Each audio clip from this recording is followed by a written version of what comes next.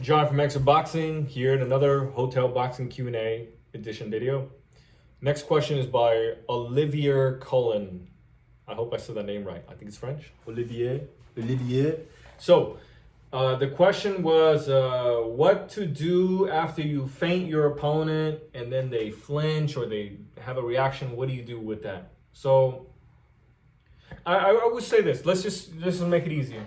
Don't worry about the word feint. I think too many people, when they feint, when they try to feint, they try to do something, they're expecting some kind of sudden reaction in their opponent, and then they want to take advantage of that, right? But the problem is that if you use the word feint, or you keep saying feint, maybe you're expecting an over-exaggerated reaction from your opponent, and I think that blinds you from many possibilities. So I'm just gonna say, let's not call it feint. Let's just call it reaction. We're looking for reactions.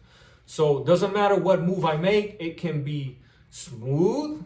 I just pop my jab out and see what they do, right? And of course, when I pop my jab out, I'm ready in case they do something, right? So if I pop it out slow and I see a right hand coming in, I'm ready to do something. So anyways, I do some kind of movement, whether it be slow or sudden or fast or two fast moves, and I'm looking for a reaction. And most likely your opponent is either gonna have one of two natural instinctive reactions.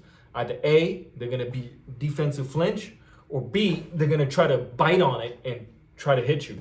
So they're either gonna have an offensive reaction or a defensive reaction. And based on that reaction, that hopefully when you are doing this, you really focus on looking at them, right? There are a lot of fighters that try to do a feint, but they're not really looking. You have to be in full eye contact, like I'm really looking, right? So you do your move, you get the reaction, and then you remember it. Then you wait around, you do other moves, right? You do other moves, and then do that same move again. They should instinctively have the same thing, same reaction, and boom, right there. By then, you've already had time, you thought up of some kind of move, and you've hit them.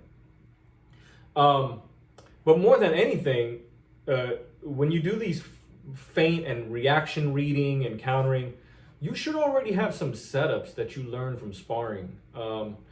It's not possible, in my opinion, it's not possible to go into a fight, cause a reaction, and then a round later you figure something out. Like, you need to have already, right? So for example, I might have like a front foot step and I open my hand out here.